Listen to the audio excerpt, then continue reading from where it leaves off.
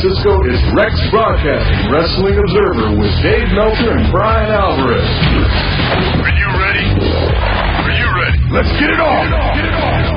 How's it going, everybody? This is Dave Meltzer. We're going to be here for the next 2 hours. Bryan Alvarez and I talking pro wrestling. We're going to be covering the TNA pay-per-view, which is going on as we speak. The first match is about to start. It's a 3 live crew against the Diamonds in the Rough. The Diamonds in the Rough are Simon Diamond, David Young, and Elix Skipper. Looks on paper like it's going to be a pretty darn good show. We'll be covering the first 2 hours of the show, which means that we won't be talking about the Samoa Joe, AJ Styles, and Christopher Daniels three-way, which I think may be the show stealer. I think everyone kind of probably would figure that one. But we got a ton of topics to talk about. We'll be taking phone calls for the entire 2 hours. We're also going to be joined in hour number 2 by Gabe SAPOLSKY, the booker and publicity director for Ring of Honor, so we can talk about that promotion as well as the entire basic scene in professional wrestling, which has undergone a major facelift in the last 8 days. The Monday Night Wars are back, at least on October the 3rd. If not longer, depending on what happens on October the 3rd. We're going to have, remember when... It's going to be so hard, one of those long nights. Oh, this is going to be so hard. I mean, I remember those Monday Night Wars before, and we're going to have, on October the 3rd, we're going to get a 3-hour Raw, a 2-hour UFC, probably over 2 hours, actually, and a 1-hour Ultimate Fighter. And if you want to wait long enough, at about 2 in the morning, there's going to be a TNA show, but we're going to have, TNA will normally be at midnight on Monday night after Ultimate Fighter. They're test marketing what they can do head-to-head with Raw from 9 to 11. This obviously, this Ultimate Fighter live show from Vegas is going to be the big test market for that. So, wow. It was bad enough when I just heard about the head-to-head, but then when Vince moved it to 3 hours, and just to think, that he's not going to, take it lightly. No. Triple H was always going to come back on October the 3rd. That was the plan. And I would guess that they probably were going to bring back Steve Austin on October the 3rd. But because of all this, you're going to get not only those two, but also Vince McMahon and Mick Foley and Hulk Hogan and everybody else that's on the regular roster as well. And it's going to be, real sad when I saw the list of the talent, ranked, up and down with Steve Austin and Hulk Hogan, number 1, 2 in that order. And poor John Cena was number 9 on the list. Yeah. But we'll talk a lot more about that because we're headed to a break. But you can join us at 1-800-878-PLAY, although pretty much every line, I believe, is lit up right now. And we'll be taking phone calls. We'll be talking about all the latest news. We'll talk more about the Monday Night Wars right after this. You're listening to Wrestling Observer live on the Sports Byline Broadcasting Network. Okay, welcome back to Wrestling Observer Live. Dave Meltzer, editor of the Wrestling Observer Newsletter. Bryan Alvarez of Figure 4 Weekly will be joined second hour by Gabe SAPOLSKY. And we've already had the first match in the books on the TNA pay-per-view. 3 live crew beat Simon Diamond, Elix Skipper, and David Young when Conan pinned David Young. We're in some sort of they're replaying the pregame show deal where Monty Brown issued a challenge to the winner of the Raven Rhino match, and then Jeff Jarrett got mad and explained that if it wasn't for him, Monty Brown would have never been on the Wednesday night pay-per-views, and he never would have done anything in this. He never would be an international star, which he isn't yet, but that's what he said. And it ended up with Kip James being the peacemaker. Jeff Hardy and Jeff Jarrett ended up brawling. So that's going to take several minutes to go through that. Next matchup is going to be Austin Aries and Roderick Strong, who actually are a regular tag team in Ring of Honor, opposing each other on this show. I've been waiting for about 3 years now to figure out what the point is of David Young's losing streak. And it's now moved to they've had so many booker changes that whatever the original idea was is long gone. Yeah. Well, the Diamonds in the Rough have taken over now. Yeah, although they still lose. Match. Yeah. Let's see. So, I don't know, any other thoughts as far as Monday nights go starting in October? Well, I think that, every now and then we'll talk about MMA on this show or we'll talk about MMA in the newsletter, and some people will get upset. And I've got to say that if you're one of those people that is unwilling to even give MMA a chance, I suggest that you start, because otherwise you're going to be very, very sad when you get left behind. Well, okay, this is my thoughts on this. Okay, nobody has to be a fan of anything that they don't want to be. Now, if you want to be a student of the business and know the business, yeah, you're going to be, I mean, when it comes to Japan, if you didn't give MMA a chance 8 years ago, you're already 8 years behind. And I think when it comes to the United States, they are separate entities in the United States, but now they're fighting each other, and obviously Vince McMahon knows that, and Zuffa better know it soon. That's all I can say. TNA is totally aware of it. So, and when it comes to the business, yeah, they're it's all pretty much part of the same big picture business now in this country too. I would say really for the first time since probably, what would you say, 1996? Yeah. So, I think both are going to become more and more similar. I'm not saying that UFC is going to be worked or that WWE is going to be, be doing shoots again. But I think that if you like one or the other, being able to watch both, there are going to be benefits to it. It's going to be a lot of different stuff. I'll tell you what, with the MMA, especially in Japan, there is some great stuff coming up between now and the end of the year. The Hero Show, I just heard, was phenomenal on Wednesday night. The next, great lightweight stuff. And then the Pride Bushido is going to be, that's going to be a tremendous show. And, of course, there's at the end of the year, they have the big New Year's Eve shows and things like that. UFC is going to have a lot more shows. Just a great Are they going to do Kid Yamamoto and Genki Sudo? What? Genki Sudo and Kid Yamamoto? Yes, what about it? They're going to fight on New Year's Eve at the Osaka Dome. That will be great. That'll be big. That may be the biggest match of the entire night. Yep. And considering that night, that's the biggest night of the year when it comes to Japanese, all that stuff. Yeah. But Kid Yamamoto, he's it now. I mean, he's the big deal in Japan. He's the biggest star right now, I think. He is. Let's see. Friday Night SmackDown debuted in a 1-hour format, and they had 3 matches, and they didn't have time for anything else. In fact, they didn't even have time for the Benoit match, so they did another 20-second match. So we really had 2 matches. We had Eddie Guerrero against Rey Mysterio, which was a good cage match, and we had JBL and Batista, which wasn't as bad as I heard. I wouldn't call it a good match by any means, but I think that they sound sweetened or something, because I had heard all the reports that the crowd was dead, and the crowd seemed okay. But, that's the advantage of SmackDown when you got 4 days to post-produce it. To me, the whole thing was, they kind of finished off all of these feuds very decisively at SummerSlam, and then decided that they were going to book some of these major matches again 2 weeks later, and I've never seen such cold matches. I mean, Ray and Eddie, they'd done everything, it was over, and then they decided to do it again. And the same thing with JBL and Batista. I just watched them and thought, I don't care about seeing these matches again. Well, you got a problem, because there's not that much going on in SmackDown right now. No, and they didn't really build anything else up either. No, I mean, and the other match that, was the new Legion of Doom against M&M, which is just, to me, this feud just killed M&M. I mean, they went from being a hot act to being, pretty dead. I actually saw some clips of the match on Velocity this week, and we clearly missed nothing. So, sure. How could we? Just a completely, from top to bottom, the stuff we saw and the stuff that we didn't see that I saw clips of, a totally forgettable show. Well, what's your thoughts on, and where are you up to on OVW? I just watched the show where Dean Hill was brought back to the company. Well, he never left. He announced his retirement and unretired 5 minutes later. They didn't even keep him out for 1 minute. He came right out at the beginning of the show.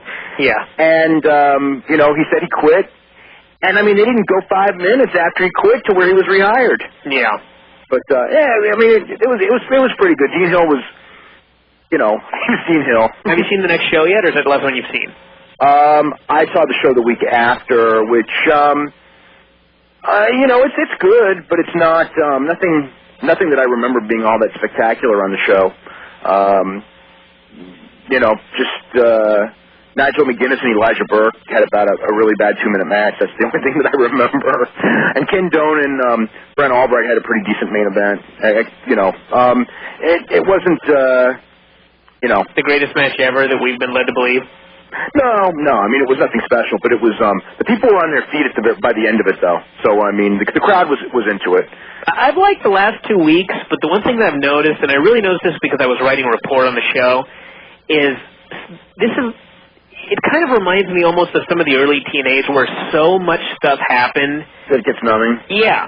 Because I usually write about 750 words for an hour TV report, and the report for this last show was 1,500, which is double that. And just going back, it was like so many things happened. And you know, when you just asked me right now, I was trying to remember what happened on the show, and all I could remember was Dean Hill.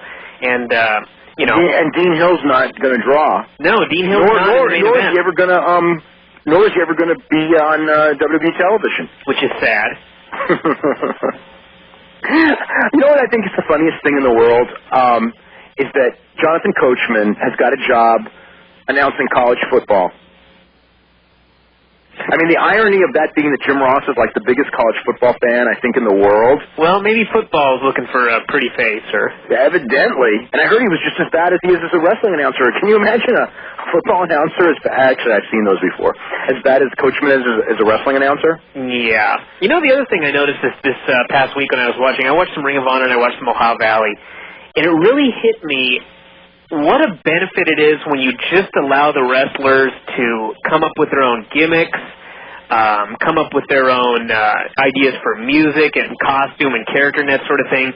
It just makes the shows top to bottom so much more interesting and entertaining than the kind of cookie-cutter stuff that you often see in WWE where everybody has to have the same haircut, the same look, and it's just... Somebody, I can't remember who it was in some interview. I think it was Shane Douglas mentioned that Paul Heyman was great for letting guys go and be creative. And it really hit me just watching WWE how they don't allow that and what a major difference it is.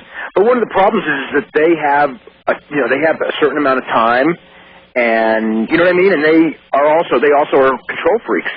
Yeah. Speaking of that, one of the big moves in WWE in the past week is complaining about trademark infringement. And I was really stunned that even Justin Credible has been told that he's no longer allowed to use that name that he's used for 10 years because they are now claiming that since they own ECW, they own all ECW trademarks. So, yeah, you know, I'm waiting for Raven to get the letter. Well, I think it's just an example of every now and then Vince just has to be a prick. Bully. Sure, bully. Well, especially now because he's getting, it's an interesting thing because he's getting, what's the word? You know, he's in a fight, and it's with Spike TV. Yeah. And I think that he's taking it out. You know, Spike TV's as big as WWE. So, instead of Vince fighting, the guy his own size, although he is doing that, I mean, by bringing all those guys back for the first week, he's trying to fight everybody now. Anyway, we've got to go ahead and do a break right now. We're going to come back. We're going to start taking phone calls. You listen to the Wrestling Observer Live on the Sports Byline Broadcasting Network. In the ring is Roderick Strong and Austin Aries. They're still in there in the middle of what looks to be a pretty good match.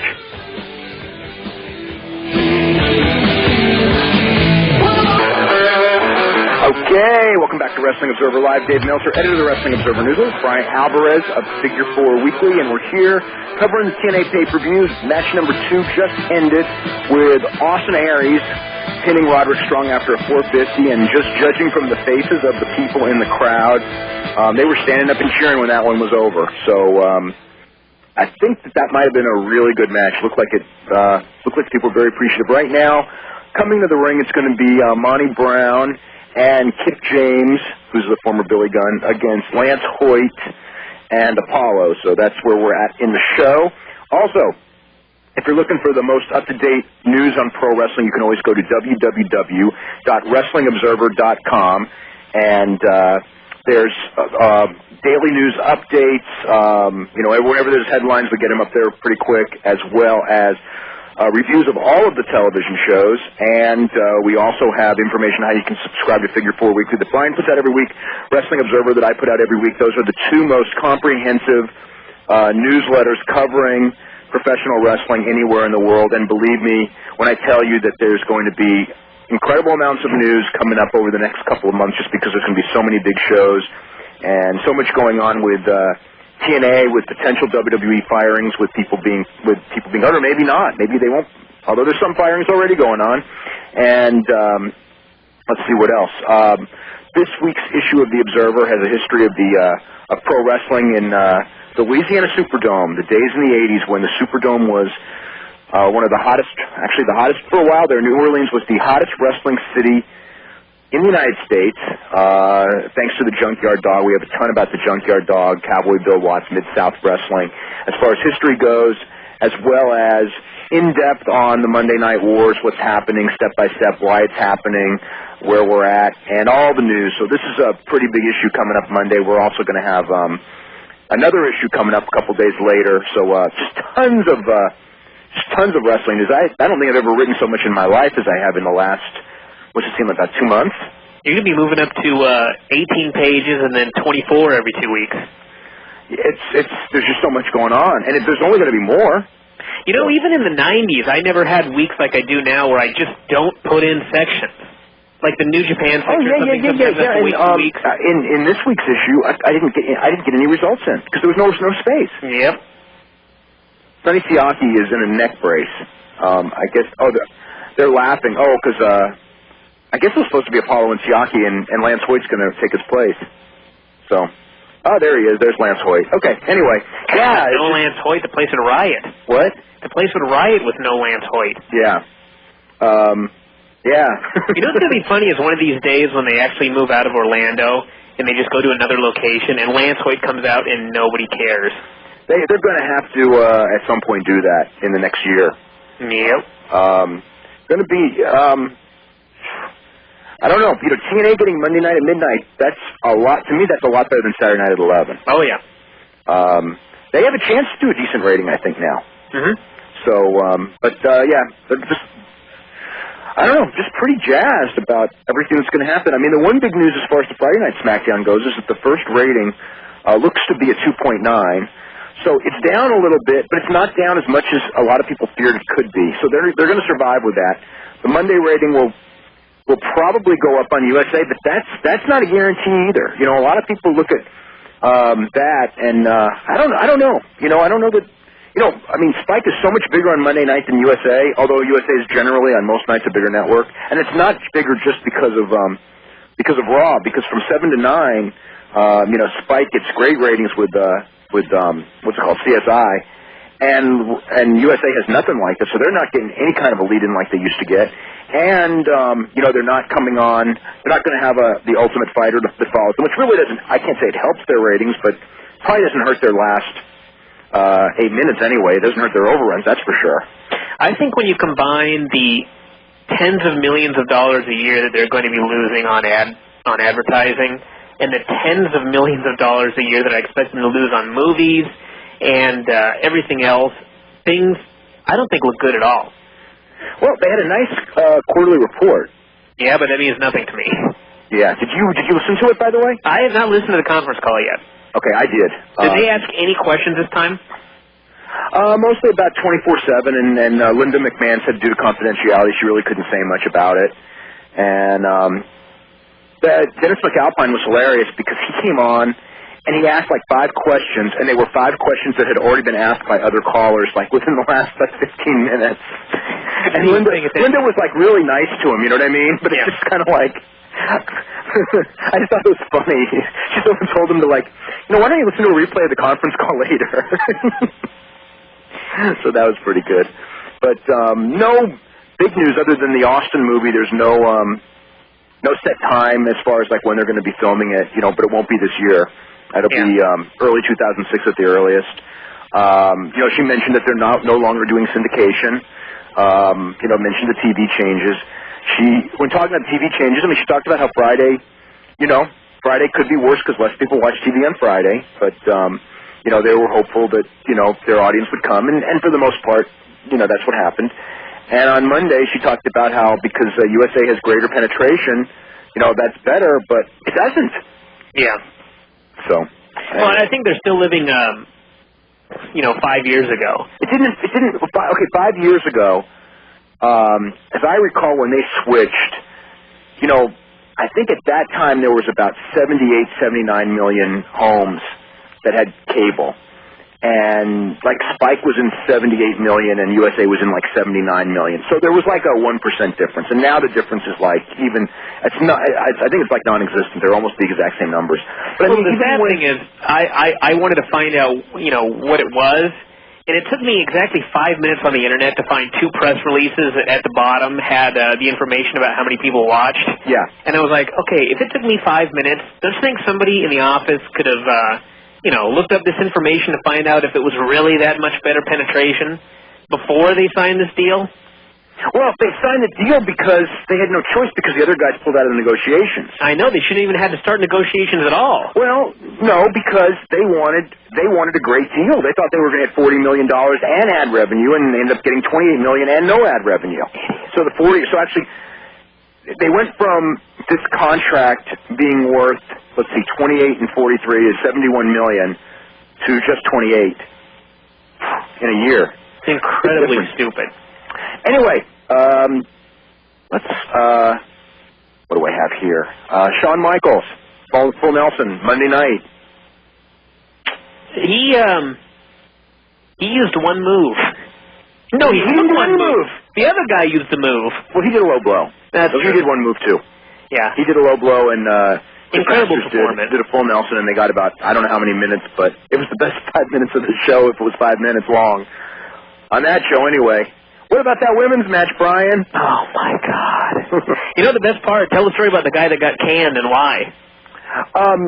Well, I don't know if this is the reason he got canned, but I guess he had mentioned after the match to probably Ashley Mazzaro and Victoria. The same thing that everybody in the world mentioned. That the match wasn't really that good when they asked him, and I guess people weren't happy that he said that. You know, the funniest thing is that this indicates that somebody actually went up to a person and said, hey, what'd you think of that match? You know what I mean? Well, how could you possibly ask anybody that question? Everyone, those Ashley Mazzaro and Tori Wilson, they knew. I mean, everybody knew. Everybody knew. Why would you even have to ask anybody? I don't know. Hey, what'd you think of that match? You're probably looking for someone to say, it really wasn't that bad. Except it was. So, but everyone else told them, it wasn't that bad. It was awful. Well, it was an awful idea. It was, it was one of those things where every member of the booking crew should just be strung up. Because it wasn't Ashley's fault. It wasn't Tori's fault. They didn't book the match. Yeah. They got stuck in the match because somebody else thought it would be a great idea. And why would they think that? I have no earthly idea.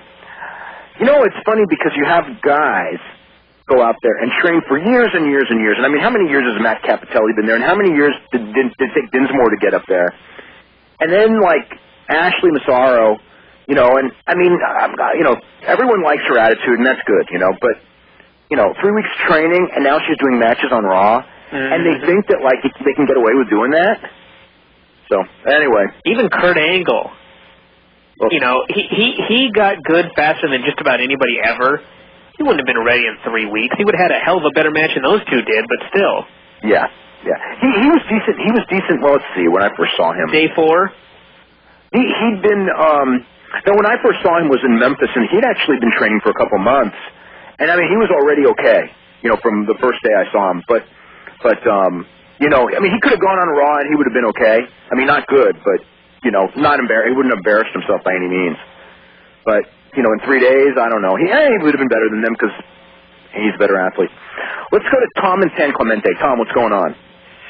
Don't you think with a 3-hour Raw, that's most of the content that's going to be on that show? What do you mean? Like the crappy women's matches? Well, they got all these people to debut. They've got, they're probably going to need 3 hours with all those, when you're talking about Hulk Hogan and Triple H, how much time they're going to need, and Steve Austin's return, and Mick Foley needs a long promo, and Vince, it's not like Vince isn't going to go out there and talk forever. We're going to get a lot of talking. We'll have the exact same amount of wrestling content as a 2-hour show. Absolutely. And maybe the 1-hour SmackDown. Well, 1-hour SmackDown was nothing but wrestling. Yeah. By the way, this tag match isn't looking good. That's good. Yeah. Question with regards to the Dudleys. They said their argument was that they had an oral agreement with Paul Heyman that they could keep the name. Yes. Do you think that'd be a strong enough position to win in court if they were to go that direction? They would. There's so many aspects. There's so many aspects of this case I actually think that they would probably do real well in court because, you know, it was the point is that it was trademarked behind their back. If they did, you know, they came into the relationship with the trademark, or not with the trademark, but they came into the relationship with the name. The WWE did not develop the name. They developed the name. Actually, ECW developed the name. They came in, and they were under the impression, they were told when they came in that WWE would have the rights to the name as long as they were under contract to the WWE. That's how it was explained to them. So by WWE basically not telling them they were trademarking the name for good, that's doing it behind their back. And I don't think that's going to, you know, that's the deal like with, that's where WWE lost the Ventura lawsuit. If you look at the lettering of their contract, they gave away all the rights, or Jesse Ventura gave away the rights that he was suing for. You know, I mean, it was right there in the contract. He was suing for a percentage of the videotape sales on the matches that he announced, and in his announcing contract, he gave away that he deserves none of that. But what happened was, because they told him in negotiations that nobody got it, which was a lie because Hogan got it, and you know, maybe one or two other people, I think Mr. T also, that because they lied in negotiations, the contract, basically that clause in the contract was ruled invalid. So I think that if it went to court, I think that they would win. That's my thought. But I don't think it'll ever go to court for just a number of reasons, because you don't want to fight Vince McMahon. It's a very expensive fight. You know, court fights just, you know. At least WWE doesn't have to worry about Big Bad Just Incredible anymore. Yeah, I know. I mean, like the perfect example of that is like everybody told Jesse, just don't sue them. You can't win. The court costs will break you. Jesse's wife Terry even told him, you're spending so much on legal fees. But in the end, Jesse won $1 million from him. So, they're not infallible. And I think the Dudley's case is slightly stronger than Jesse's case. Anyway, we got to go ahead to a break right now. We're back with more right after this. You listen to Wrestling Observer Live on the Sports Byline Broadcasting Network.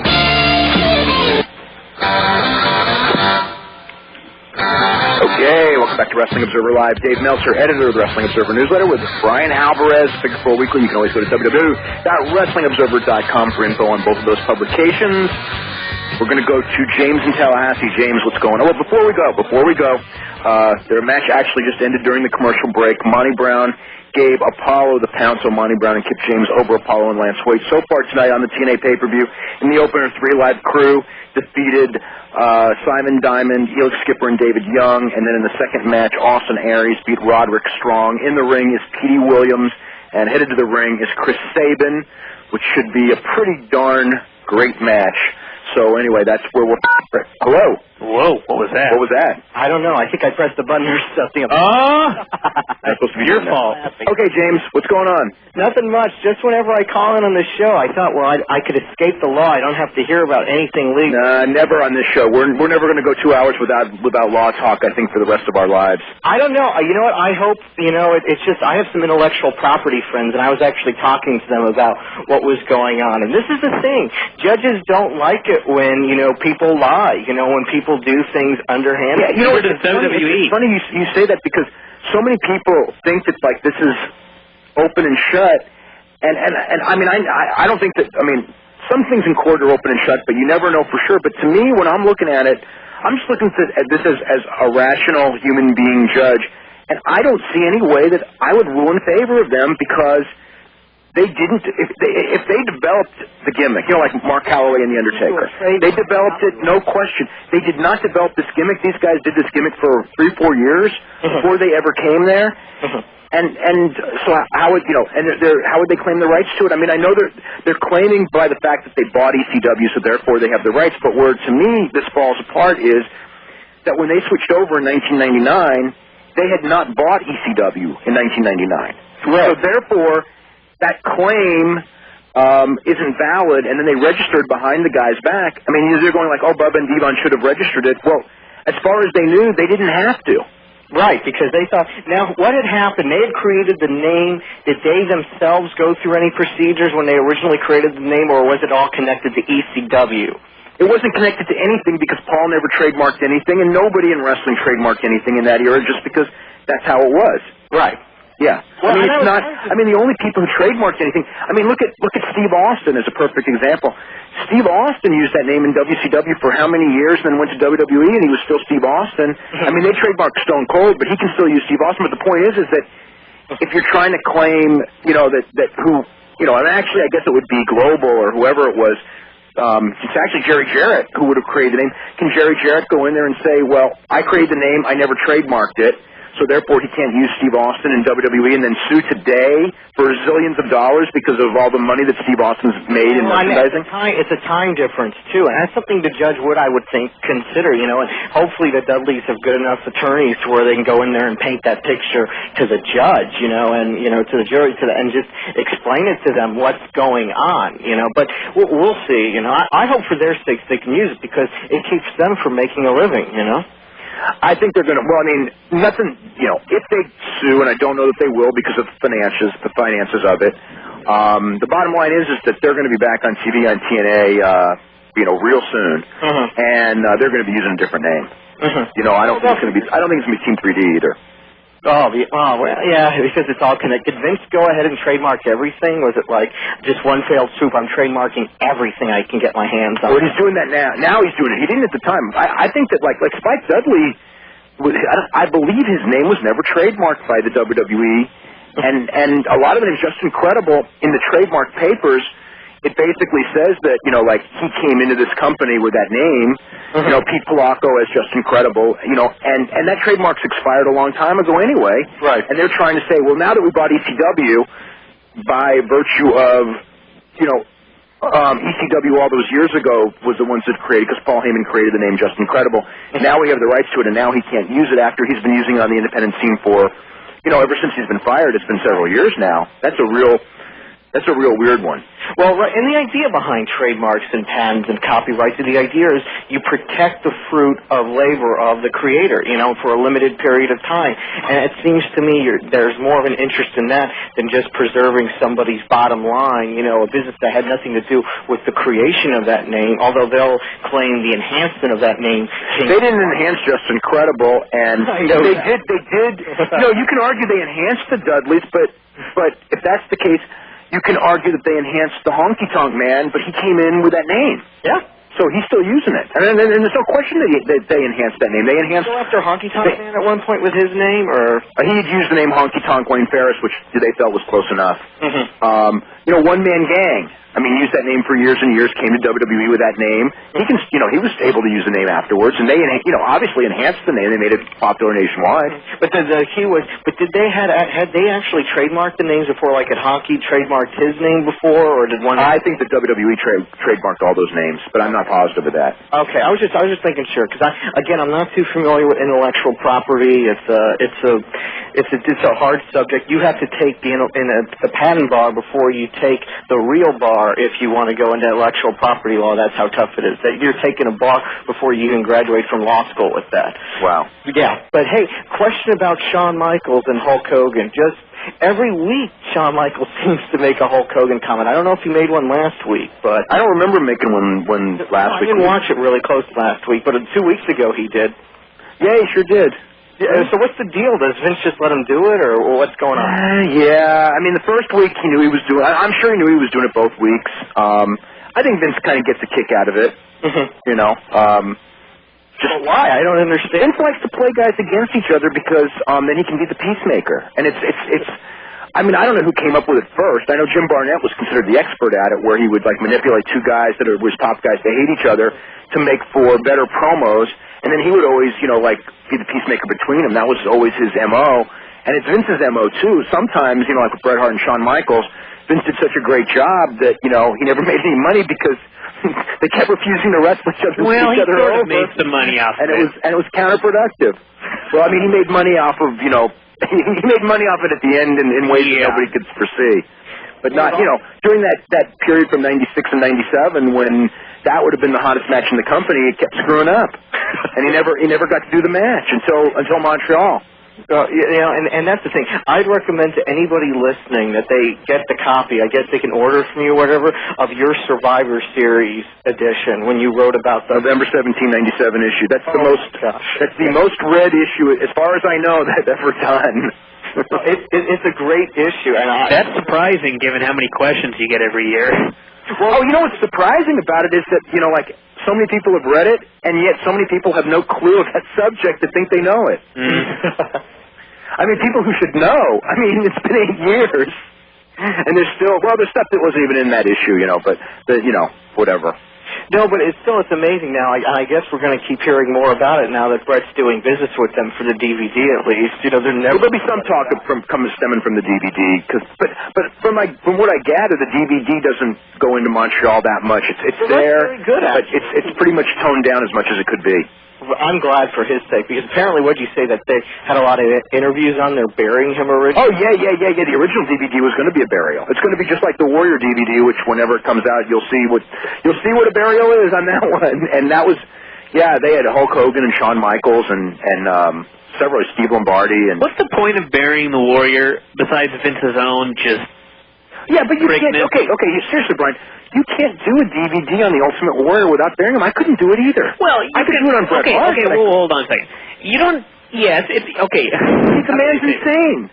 If I did a Warrior DVD, yes, it would be awfully hard to do it without. How can you do it? Talk about this guy who was a real big star, and then he disappeared, and then he came back for about a couple of months, and then why did he leave both times? You've got to address why he left both times, and why, with this big name, he's not wrestling.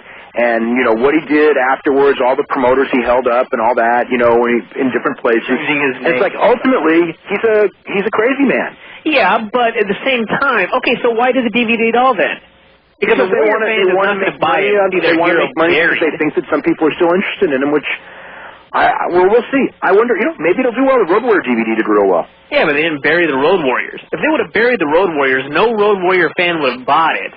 Yeah. Just like no Warrior fan is going to buy it. And anybody who's not a fan of the Warrior is not going to buy it, so I don't understand the point. Are there Warrior fans still out there? Or did we there must be. I don't know how many. Well, I'll let you guys go. I hear the music starting up. Okay. Always fun calling in and listening to everything. Okay, James, thank you very much. Okay, Petey Williams and Chris Sabin are in the ring right now, and we're going to go head to a break. You're listening to Wrestling Observer Live on the Sports Byline Broadcasting Network.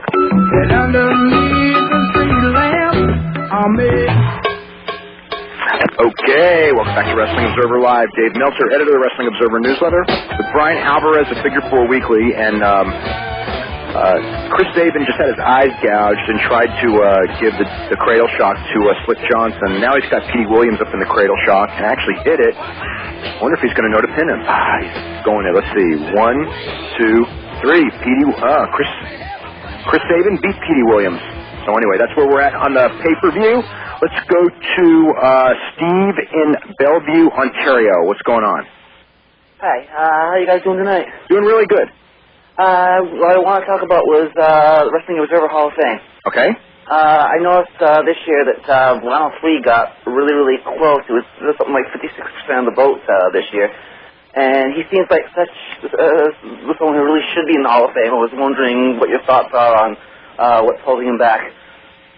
The other 3? Yeah. I'm not. I mean, personally, I'm borderline on him. I'm not sold on him. I watched him. Geez, you know, I mean, on and off for 20 years, and he doesn't, like, break through that thing to me, like, obviously, or anything like that. I mean, by the way, Matt Bentley just did a run-in, so just... he's back. So he's back. Well, it was inevitable he would be. Yeah. But, yeah, I mean, like, if you compare Dr. Wagner and Viano 3, as far as Hall of Fame candidates, I think Dr. Wagner is a much better candidate. I mean, he was... When I was a kid, I mean, Dr. Wagner, you know, was, except for, you know, well, Solitario, Dr. Wagner, and Angel Blanco were, you know, they were like the big 3 regulars, you know, underneath, you know, like Mil Mascaras. And Solitario was actually in many ways bigger than Mil Mascaras. But those were like the big guys at the time. And Viano was, I mean, he was one of the top guys for a lot of years. And then after that, you know, when I go into AAA, I mean, he wasn't really that big of a deal in AAA, although it was past his prime. So, I mean, I don't know if there's anything holding him back. Bentley just gave a super kick to Petey Williams too, but I don't know that I don't think he's a slam dunk, put it that way. I mean, he might make it, he might not. He's on that list of guys like a Murdoch or something like that where, you can make a pretty good argument for him, and you can make a pretty good argument that he's not quite there. So anyway, we're at our hourly break. Okay, we will be back right after this. You're listening to the Wrestling Observer Live. Boo and Abyss are going to be coming up next on the TNA show, and we'll be back right after the news with Gabe Sapolsky. You're listening to the Wrestling Observer Live on the Sports Byline Broadcasting Network.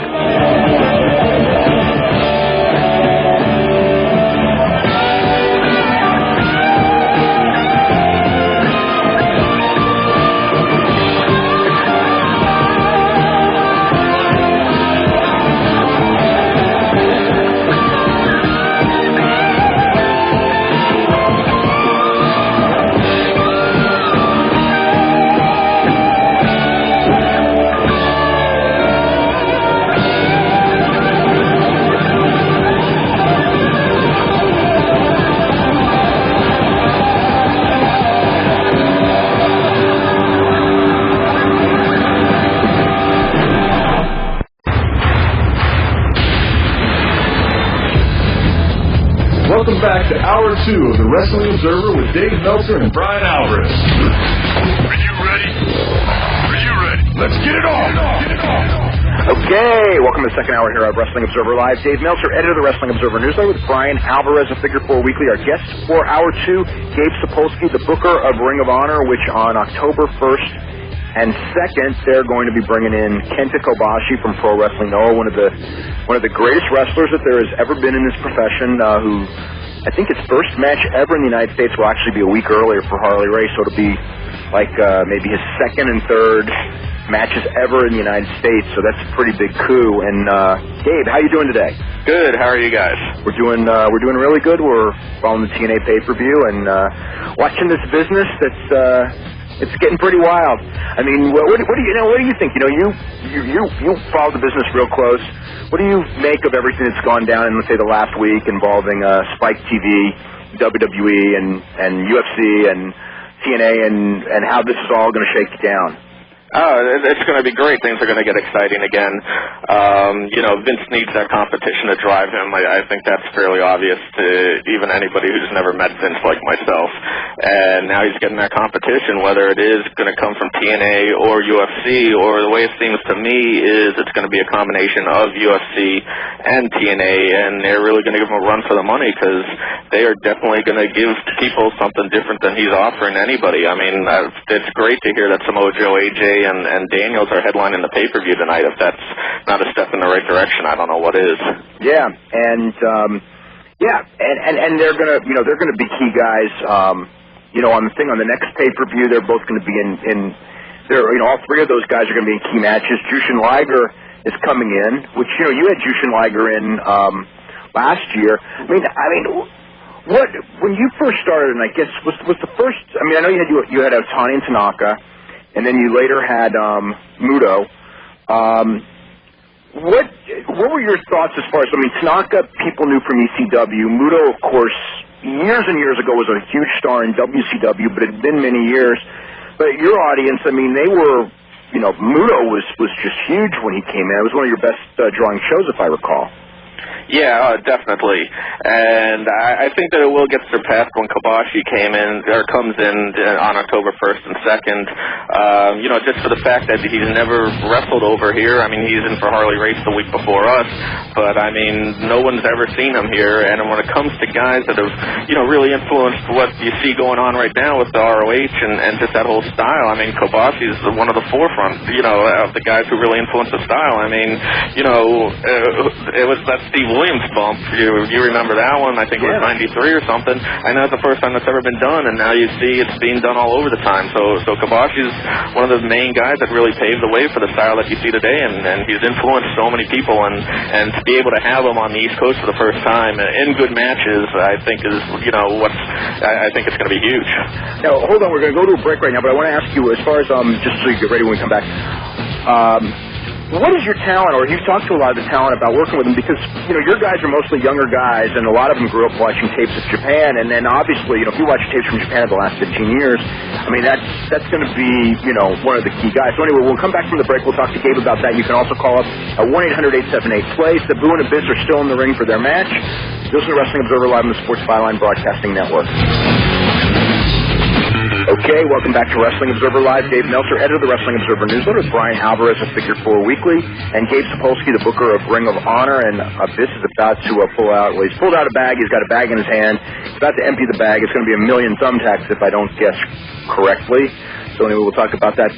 Here he goes. We got the thumbtacks all over the mat. Okay.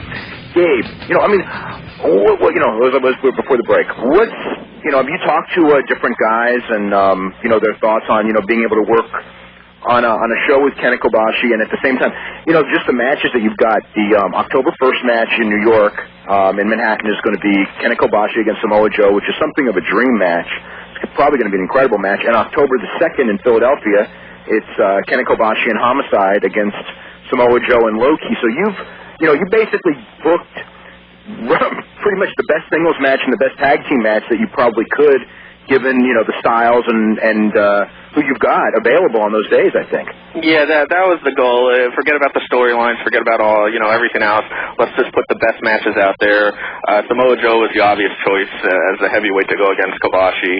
And then when it came time for the second night, obviously, after Joe, we don't really have the heavyweight of the caliber to go against somebody like Kobashi. I mean, skill-wise, but not drawing power-wise. So we had to get Joe back in there with Kobashi. And originally I was going to go with actually a singles match, Low-Ki against Kobashi, because I had a great conversation with Key about working Kobashi, and he told me about this whole chop exchange that they had in Japan, and it's something that our crowd would love to see here. But, I talked to a lot of guys who work for Noah, and they kind of said that a junior versus a heavyweight might not be the way to go, but if you do a heavyweight and a junior versus a heavyweight and a junior in a tag, then you can have something special in your hands. And, that was a consensus from about 4 or 5 people I talked to, who I trust. And so then I figured it was a good chance to get Joe in the ring with Kobashi for a second time in a different setting, and Key I obviously want in there because he knows how to work Kobashi, and he's worked him before, and they're familiar with each other. So then we just looked for the best partner for Kobashi, and that was Homicide, which makes no storyline sense, but Homicide is always has phenomenal matches with Samoa Joe, and Homicide and Low-Ki is something we've been looking to do since 2002 whenever I had the opportunity, and those two are, they just go, they work great together, and they have that whole history with each other. So that was the best possible match, so we went ahead with it. Okay, I just want to make the match just ended. It was a black hole slam on the thumbtacks, Abyss pinning Sabu, so that's what happened. And Abyss has a bunch of thumbtacks in his hands, and Sabu has a lot of thumbtacks in his back right now. So Abyss is awesome. He's one of the most underrated guys going today. Yeah. Next, I think we got tag team, which would be Alex Shelley and Sean Waltman.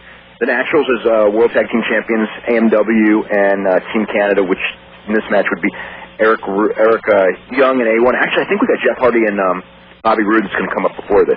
But anyway, that's where the pay-per-view is right now. As far as everything that's going for the future as far as Ring of Honor. What other stuff do you have coming up as far as major shows? I know you got Mick Foley's last appearance coming up this coming weekend. And you've got, like a bunch of different type of theme shows as well over the next month or two.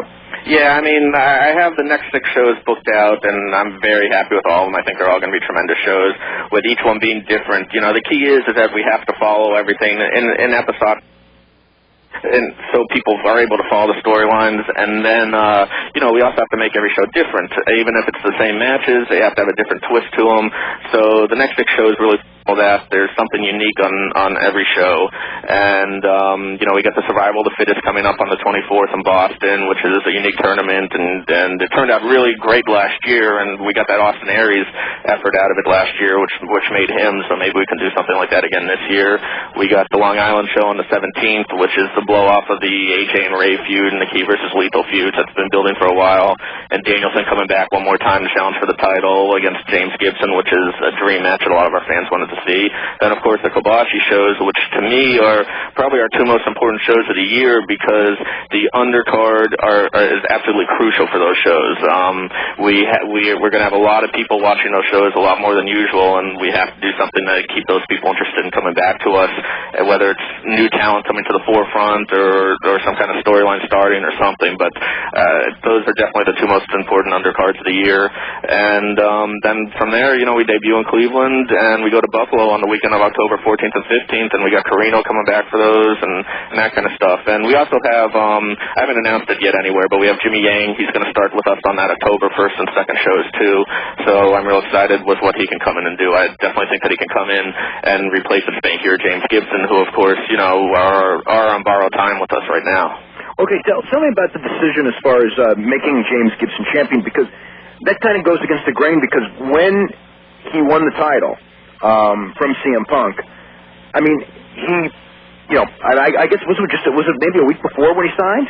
Yeah, well, basically what happened is I knew that we had Punk for 8 final weeks. So what I wanted to do, after everything happened with the Daniels thing, when that whole initial title thing, we got a finish date, and I knew that we had him for 8 weeks from that point on. So the whole idea there was to build up a top main eventer to take his spot, a new Mr. ROH type. And if you watch the video series that we did, through the July shows and everything, James Gibson was obviously the guy that we were building up for that.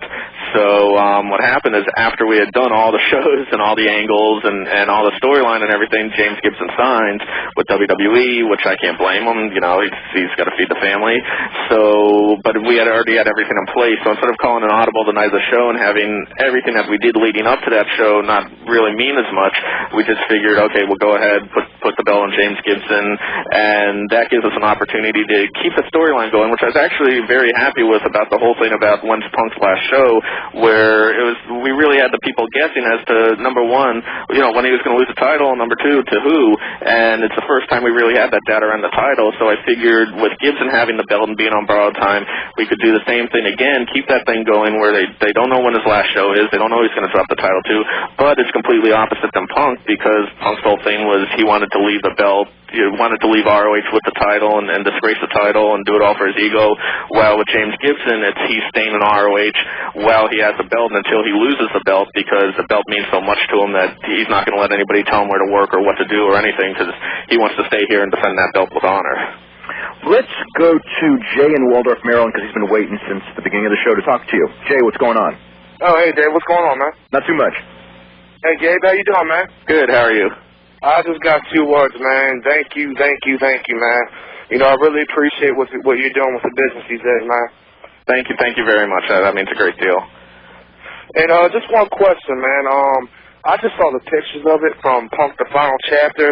Is it as emotional as it looks?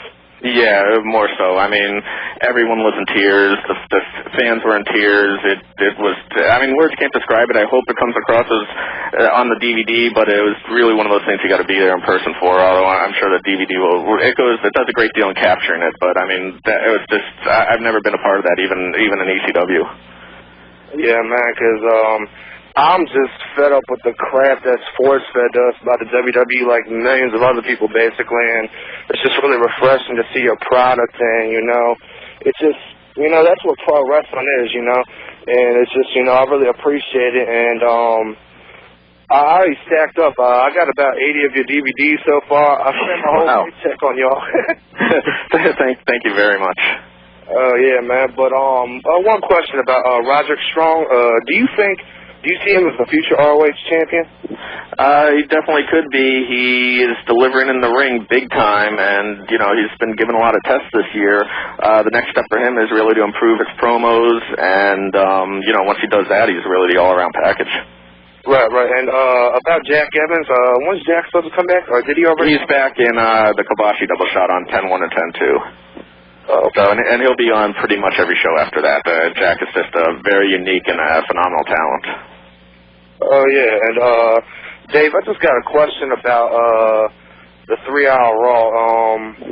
Is it still 9 or is it 8 o'clock? It's still 9 o'clock? It's going to start at 8, so they get the jump on UFC. Okay.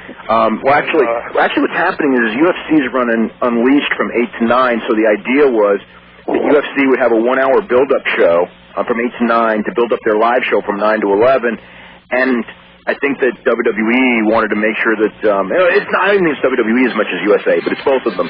Wanted to make sure that the other network doesn't get a jump on them, with 1 hour. So that's kind of like they, plus with all that talent that WWE has on the show, they really need 3 hours, or else some of those debuts or returns, I should say, like Hunter and Hogan and all them, they'll be wasted really if they don't have the time to do their interviews.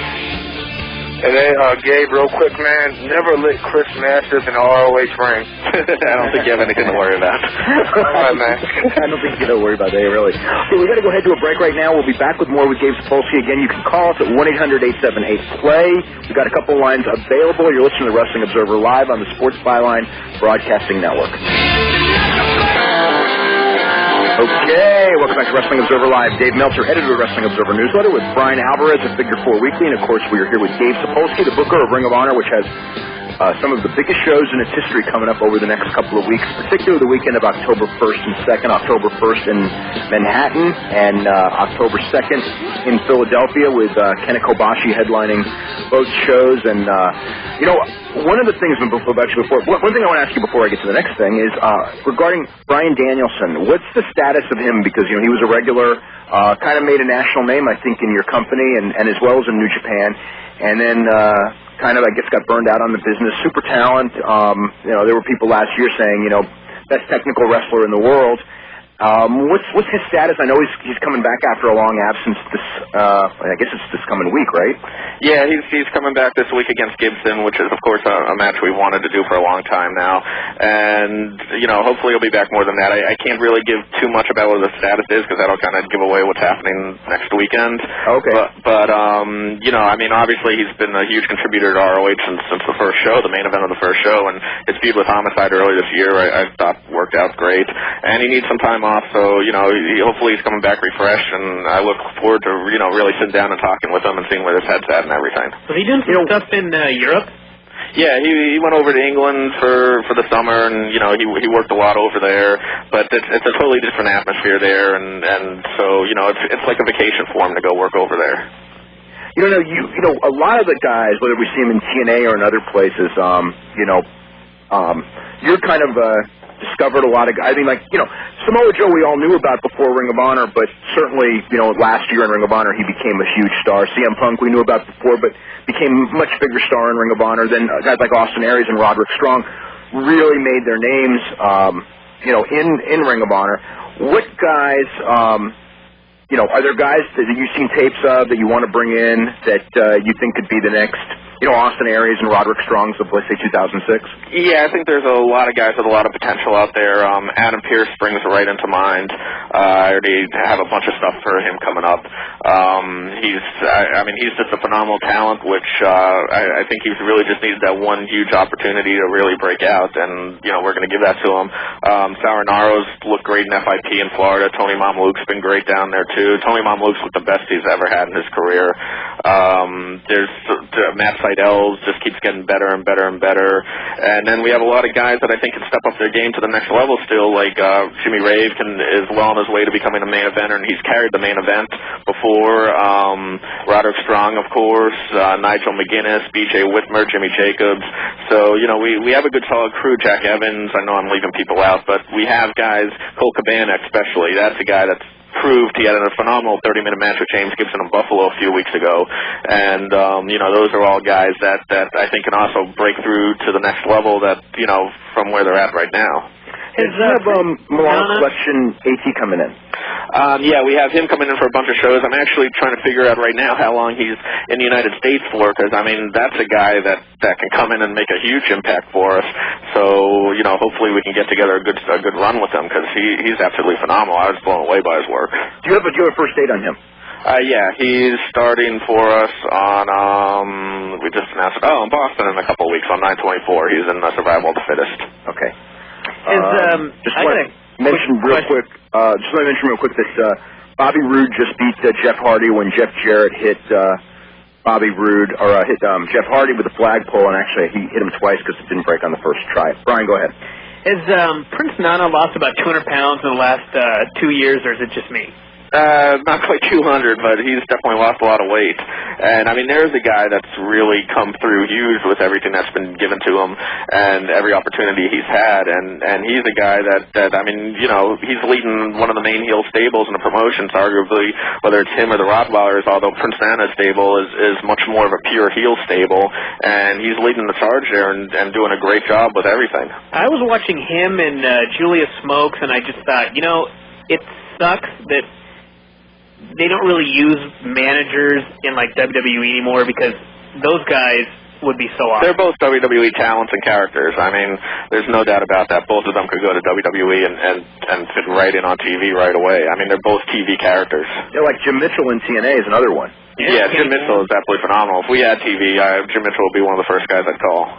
You know, the one thing, you know, which brings all this up, there's a lot of times, and, you know, we've done this too, because there have been periods, and Gabe knows this, you know, from 2001 when WCW went down. Not that WCW had been good for years, because it had not, but ECW went down as well. I mean, there was a period where wrestling, I mean, it was, you had one company, and it was very often not that good. Sometimes it was good, but it was, you didn't get a lot of variety. And right now, you know, I almost, it's like I said this last week, I don't want to hear people saying, like, oh, my God, you know, wrestling isn't any good anymore. I wish I had the wrestling of, you know, like this other, you know, like of my childhood. Because if you like wrestling, there's going to be some form of wrestling somewhere for you. Because if not, you're not looking for it because, you know, I mean, just to give an example, right now, a 3-star match isn't anything special. Back in the day, a 3-star match was something you had to go out of the way to get a tape of. Yeah. And now you're getting, you know, regularly 2 to 5 of them on a show, and it's almost like an average match now. I mean, the quality is definitely out there, and I think maybe with this whole Spike TV thing, they're going to start giving that variety out. I mean, if Joe, AJ, and Daniels are headlining the pay-per-view tonight, and obviously they're going to be featured on the Spike TV show, that's going to be something completely different than what you're seeing in WWE right now. And then you throw UFC into the mix, and that obviously is a complete 180. So, I mean, the variety is going to start coming to the forefront. Now it's just a matter if those fans are still out there to watch it and if they bother to find the shows, and if the shows are able to maintain their attention over the course of time. We're going to go to Tony in Massachusetts. Tony, you're on with Gabe. Hey, Brian. Hey, Gabe. How you doing? Good. How are you? I have to apologize to Gabe because my questions were for Dave and Brian. Go ahead. I'll get a drink of water. Okay. Just a question. Is Spike TV, is TNA paying Spike TV? What's the deal with No, they are not. They're not paying. Originally, I think that's what it was, but now I think that Spike has gotten some good sponsorship things coming, and no, they're not at all. Wow, that's amazing because it's a big benefit for TNA's got a real chance here. This is the first. You know, realistically, they've been around for 3 years with deficit spending and with no viable way of making money. And I don't know that they will make money this year or not, but they have a real chance to be a viable company this year. And I'm really glad in many ways it happened now, because if it had happened 2 years ago, the company that they had then, it would have been a total disaster. But in 3 years, they've finally gotten a formula that's pretty darn good. You know, because that's the first year. I remember I would watch those Wednesday pay-per-views and write the reviews, and it was like, you know, thunder. I mean, the only way I could get through it is writing jokes to myself. And now, I mean, I don't even think of any comedy watching their stuff because it's really good. And my question is, Dave, and I've said this to a few friends of mine that are fans. So far, and I don't want to be a negative guy on the internet, but have the Carters who own TNA, they've spent so much money so far, and they've gotten so little. Have you been surprised by how good they've been in terms of being a solid financial backer? Oh God, no one in wrestling history has ever been like the Carters. Everybody else has thrown in the towel. I mean, like, there were times where I thought that there is no light. I mean, most of the time, that there was no light at the end of this tunnel, that they were being taken for a ride. And the bottom line, and, you know, they may never make money at this, but right now they've got a real good product, and they don't have a great time slot, but, you know, every week it seems like it's better because, you know, first Saturday at 11, okay, that's not that great. All of a sudden you're Monday at midnight, you know, you're on Monday night, you know, I mean, it's a little bit late, but, you know, if they do, we all know if they do big numbers or even good numbers at midnight, a year from now, 6 months from now, I could see them being moved, like to 10 o'clock or something like that, or being given a 2-hour slot. I mean, they have to prove themselves, but they're in the game. Spike TV is not exactly a TNT or a USA. I mean, they're not a huge cable network. You know, they were last week. Spike was, number 5, I think the number was, and it was behind, and 2 of the news channels covering New Orleans were 1 and 2, so they were only behind, I think, TNA and TNT and Nickelodeon. They were way ahead of USA. They were way ahead of TBS even. So don't tell them short. I mean, they've turned themselves around in the last year. Shouldn't you kind of throw out the news channels for the week anyway? In what sense? It was sort of a fluke week. A fluke week. Yeah, but that's exactly. But I mean, so in that regard, they were like number 3 for the week last week. So they were ahead. They were way ahead of USA. Although when Raw goes over, USA will be ahead of them, no question. And USA and TNT are going to battle for number 1 and 2. And Spike isn't going to be at that level, but and losing Raw will hurt Spike. But Spike is a viable network now. Okay, so they're okay. And my last question, anyway, just want to say, Bryan, terrific book about WCW. It was incredible. Oh, thanks. My question to you is, Dave, do you think that the popularity of mixed martial arts and to a lesser extent pro wrestling in Japan is because they don't have the major sports options that we do in the States? No, not at all. Because they do. They have soccer, which is bigger than soccer. There is probably equivalent to football. Baseball is much bigger there than here. Although that's getting not to be the case because baseball's really lost incredible popularity in the last 5 years there. But sumo is a national pastime. Golf is huge there. Tennis is huge there. It's not a lack of options. So I don't see that. It's just the culture. I think that pro wrestling got in as a major sport there in the 50s at a level that it never got to here, and I think that they treat it as a sport over there. Yeah, because of how it's been promoted. I mean, you have to give credit to, Ricky Dozan originally and Baba and Inoki for not cartooning it up too much, although, obviously Inoki's done a horrible job in the last few years. When Inoki calls, a press conference, what exactly, are the writers in on the whole work aspect? It seems like the writers in Japan, they protect the business so much, and, it's like if Vince McMahon gave a press conference or Jerry, you couldn't get the mainstream media to show up, but it seems, who goes to these, Inoki or independent promotions? Well, they have their own wrestling media.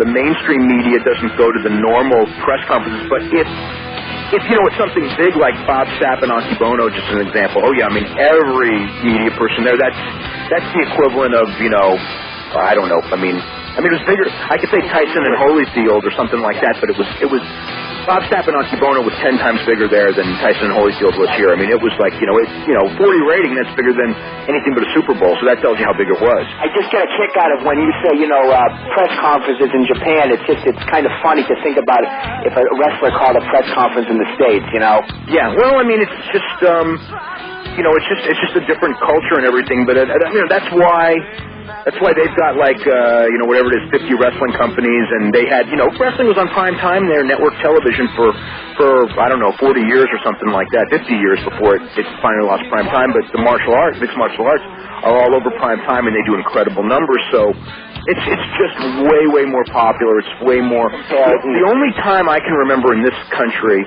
was like 98 to 2000, where it reminded me of going to Japan, where you see you could walk down the street and you see people with the wrestling T-shirts, in Japan. Every time I used to go to Japan in the 80s, whatever, you'd see that everywhere. It was just a lot more visible. We got to head to a break, okay? Thanks a lot, guys. Okay, thank you very much. We're back with more right after this. You're listening to Wrestling Observer Live on the Sports Byline Broadcasting Network. So welcome back to Wrestling Observer Live. Dave Meltzer, editor of the Wrestling Observer Newsletter. Bryan Alvarez of Figure 4 Weekly. We've got Gabe SAPOLSKY here during the TNA pay-per-view. We've got the four-way Team Canada, Alex Shelley and Sean Waltman, America's Most Wanted, and, of course, the Naturals and Champions. And we've got Johnny Candido at ringside, who's just hopped the guardrail. And, you know what? I think, I didn't notice this, but Sean Waltman's not there, and Johnny Candido just tagged in. So, and he's really, of course, they won the Candido Cup. Johnny's pretty green here. Oh, boy. Anyway, sorry about that. We're going to go to DePaul in Maryland. What's going on?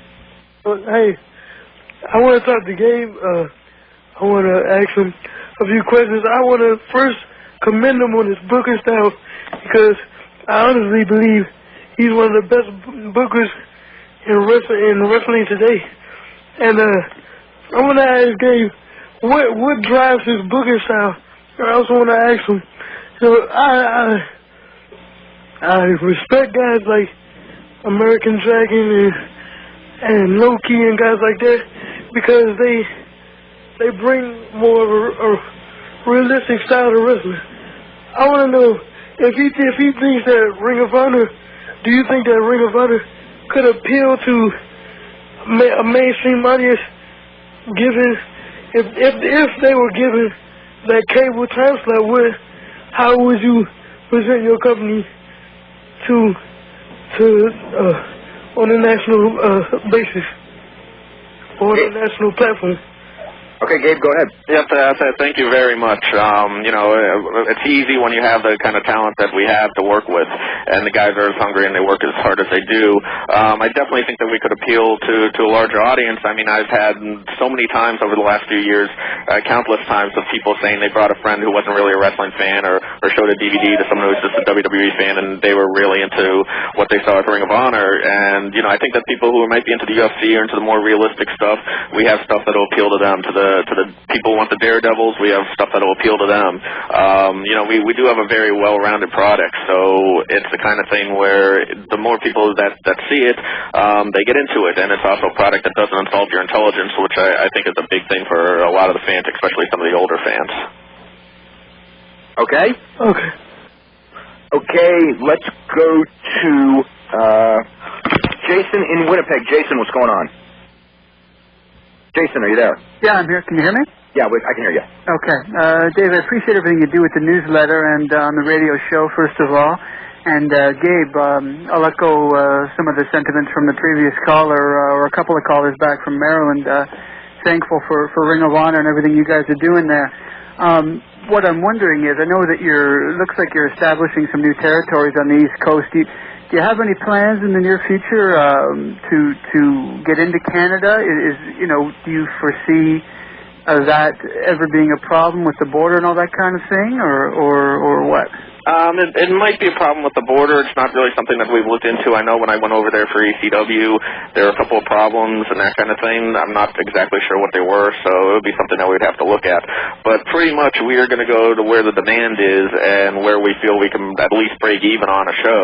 Yeah. So it would all depend on what, if we can draw 5,000 people in Canada, of course, we'll find a way to get up there. If it's a matter of going up there and we have all these expenses and we can only draw 500, it's not really something that we can do.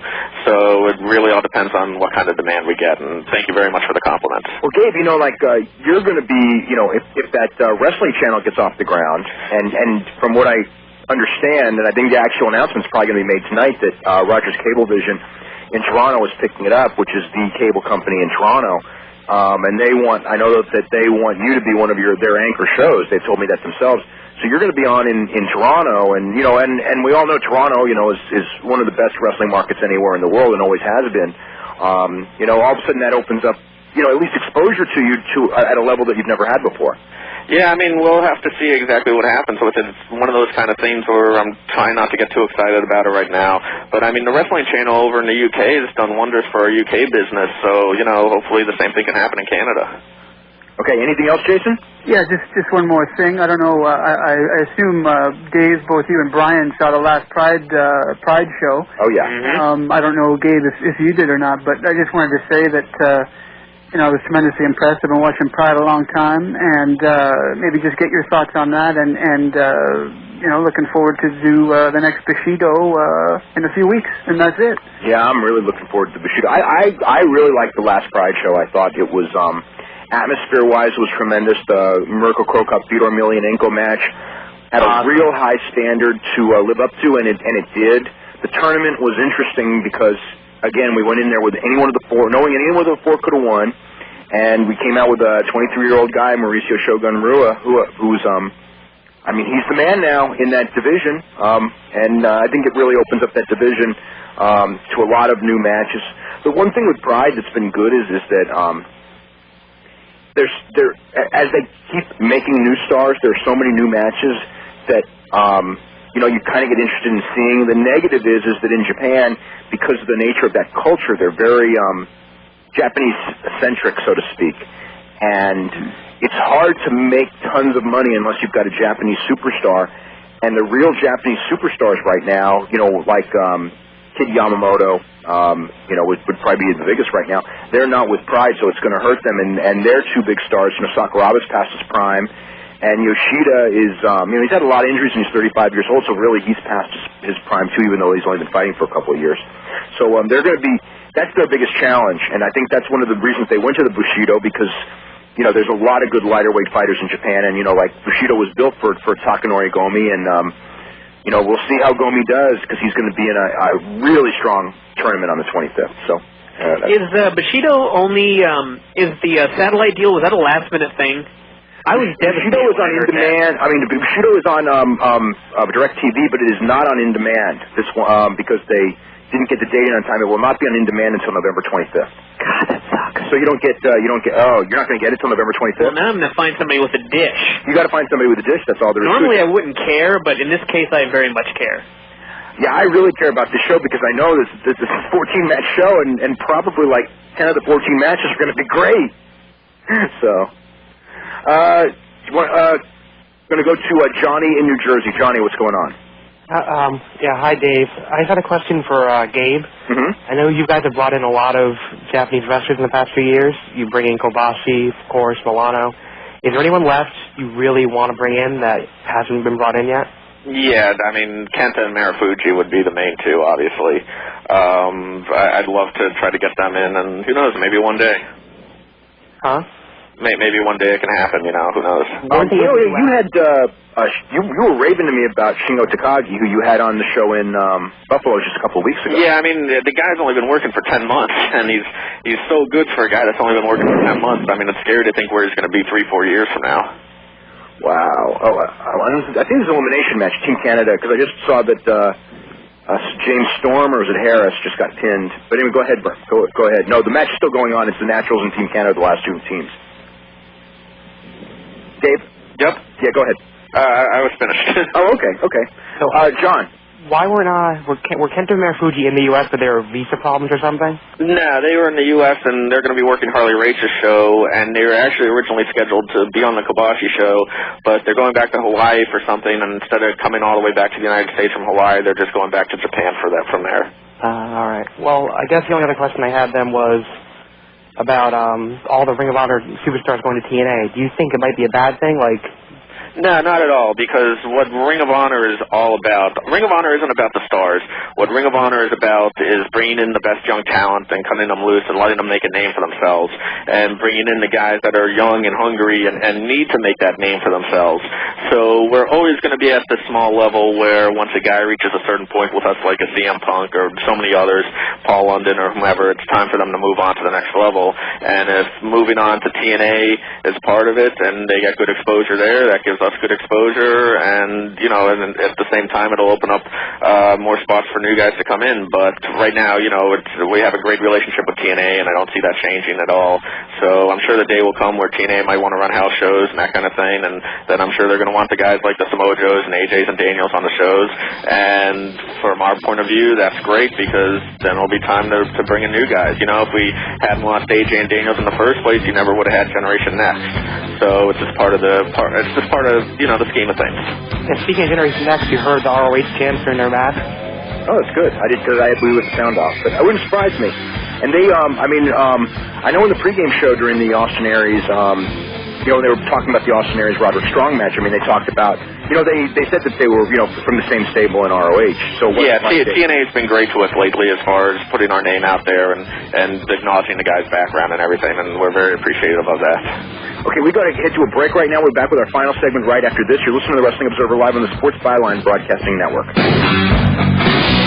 Okay, welcome back to our final segment here on Wrestling Observer Live. The Naturals won the match. It just ended a second ago when they pinned A1. Naturals and Team Canada were the last two left, so there's a couple of matches left on the show. Only two, actually, and they've got about 47 minutes, so I got a feeling that Joe, AJ, and Christopher Daniels are going to have a long match, which is definitely good news. I want to ask you, Gabe, for our last question, how significant has been the change from the popularity of DVDs as opposed to VHS been as far as your company? Is that a big thing, or has that just been a small thing? It's been a small thing just because we made the transition to DVD so easily. I mean, you're right about VHS. I mean, we're trying to unload all our inventory of VHS for $6 a piece now. So, you know, I mean, we have 2004 shows on there for $6 a piece, like the first 1 hour Joe versus Punk draw, just because we're trying to unload them and get rid of that inventory. It's just taking up space in our warehouse now. But, you know, the DVDs have definitely been huge. People love to sit home and watch their DVDs now. It's just, they're easier to keep. They're a better collectible item, and they're just nicer to have. So it's really helped our business a lot. I mean, you know, we have so many more shows this year, and part of that is because people love buying the DVDs, and we do make it affordable for people. We have a lot of sales at the website, and like right now we have a 15 to 25% sale off on everything there. So we make it affordable to the people, and they keep buying it. No, I mean, like from. I just as on a percentage basis. Say the first year you were out there. The first year we weren't even releasing the shows on DVD. They were just VHS, and the DVDs were coming out something like 6 to 8 months later, which was killing us. And now over time, you know, we have Sal down in Florida who's handling the production end of things, and he does a phenomenal job. The DVDs are coming out about 2 weeks, 3 weeks after the VHS do, so people are able to catch up in a lot more timely manner. So I mean, there's really no comparing the way things were running the first year compared to how they run now. Okay, we are totally out of time. Gabe, thank you very much, and good luck on your upcoming shows, and we'll be talking to you soon. I want to remind everyone, next week, because it's WWE pay-per-view, we will not be live, but we will be doing a replay of the show that we did with J.J. Dillon. If you didn't hear the show, you probably want to listen to it, if not on the live feed, on one of the Monday replay feeds, because that was a really good show. 2 weeks from tonight, we will talk to Mike Tenay, as far as we'll be just a couple days before the TNA television debut, and we'll also be with Mick Foley, who will be at the tail end of his book tour with his book Scooter. So, and of course, Mick Foley in the news. In fact, Mick Foley's final appearance of Ring of Honor is going to be on the 17th in Lake Grove, New York. So that should be a very interesting thing right there. So anyway, that's what's going on. We got Rhino and Raven coming up next, so they're going to go with the three-way last. And I'll tell you what, that's a big step. You know, Gabe talked about it earlier. That's a big step to put the NWA title as the semifinal to the X Division title. I think it's the first time that they've really done that. And there was, you know, a lot of debate about that subject, I can tell you that. Okay, anyway, we're all totally out of time. We'll see you all next week. You're listening to Wrestling Observer Live on the Sports Byline Broadcasting Network.